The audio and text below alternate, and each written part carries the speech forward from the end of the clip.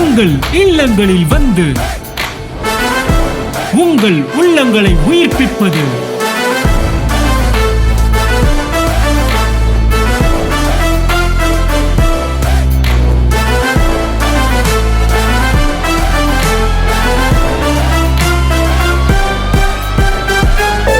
உங்கள் channel DJ.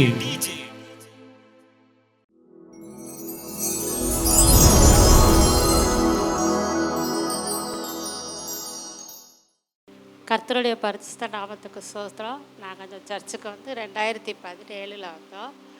வந்த நாள்லேருந்து இன்னைக்கு வரைக்கும் ஒரு குறையும் கிடையாது. கர்த்தர் நாளுக்கு நாள் எங்களை வந்து இன்னும் அதிகரித்து நாளுக்கு நாள் எங்களை வந்து வளர செஞ்சுட்டு தான் இருக்காங்க. நாங்கள் இங்கே வரும்போது எங்கள் கையில் ஒன்றுமே கிடையாது, ஜீரோ. எங்கள் கையில் தொழில் இல்லை, எதுவுமே கிடையாது. என்ன செய்கிறேன்னே தெரியல. அப்போ அண்ணனோட மெசேஜ் வந்து டிவியில் நம்ம பார்த்தோம். அவருடைய வார்த்தை எங்களை தொட்டது. நாங்கள் இருக்கிற இடம் வந்து கடச்சனந்தல். அங்கேருந்து நாங்கள் இங்கே வர்றதுக்கு எப்படி 1 மணி நேரம் ஆகும். இருந்தாலும் நாங்கள் ரிஸ்க் எடுத்துட்டோம். வந்த வாரம் வந்து இன்னொருத்தருடைய நம்பி இருந்துட்டோம். அவங்க மூலியமாக தான் எங்கள் வீட்டில் எல்லாமே நடக்கும். அவங்க கடைசியில் இறந்து போயிட்டாங்க. அப்போ நாங்கள் என்ன செய்கிறோன்னு தெரியல. அப்போ திருப்பி பார்த்தீங்கன்னா இங்கே வரும்போது வாரம் வந்து அவங்க வண்டியில் தான் வந்தோம். அடுத்த வாரம் வந்து எங்களுக்கு புது வண்டியில் வந்தோம். 2 நாளில் ஆண்டவர் புது வண்டியை கொடுத்தாரு. ஆண்டவருக்கு கிருபை. அப்புறம் 2 வீலரில் வரும்போது 2 வீலரில் வீட்டுக்கு போகும்போது ரொம்ப கஷ்டமாக இருக்கும். பாப்பா பெரிய பிள்ளை ஆகிட்டா. அப்போ ஆண்டவர் வந்து ஆட்டோ கொடுத்தாங்க.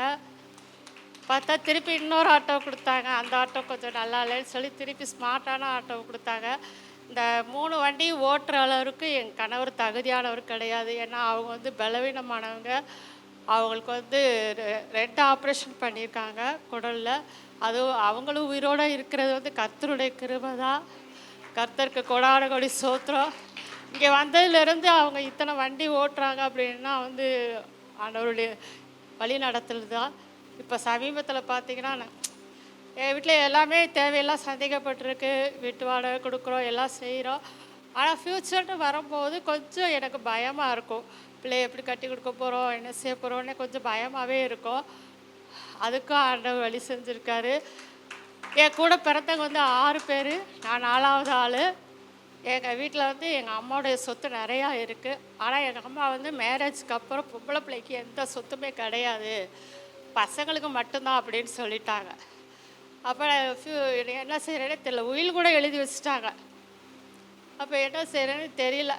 என் தம்பியெல்லாம் என் மேலே கொஞ்சம் பாசமாக இருப்பாங்க. 2 தம்பிகளும்.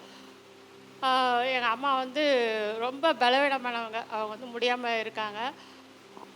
அப்போ 2 தம்பிகளும் ஒரு 15 நாளைக்கு முன்னாடி என்னை கூப்பிட்டு பேசுனாங்க. கிட்டத்தட்ட 2 மணி நேரம் என்கிட்ட பேசுனாங்க. இந்த மாதிரி எங்கள் அம்மாவுடைய ப்ராப்பர்ட்டி, எங்கள் அப்பாவுடைய ப்ராப்பர்ட்டி எல்லாமே என்ன செய்ய போகிறோம், எது செய்ய போகிறோம், இதில் உனக்கு நாங்கள் பங்கு தரோம் அப்படின்னு சொல்லி. என் பெற்ற தாய் கூட எனக்கு அந்த மாதிரி நினைக்கலாம். ஆனால் என் கூட பிறந்தாங்க எனக்கு ஒரு பங்கு தரேன்னு சொல்லியிருக்காங்க. கர்த்தர் என்னை லட்சாதிபதி ஆக்கியிருக்காரு. நிறைய ப்ராப்பர்ட்டி இருக்குது. எங்கள் அம்மாவுடையது, எங்கள் அப்பாவுடையது ஒன்றா வந்துக்கிட்டே இருக்கும். வர வர நான் தேவனுக்கு எங்களால் முடிஞ்சதை நான் செஞ்சுட்டே இருப்போம். கர்த்தருக்கு உங்கள் இல்லங்களில் வந்து உங்கள் உள்ளங்களை உயிர்ப்பிப்பது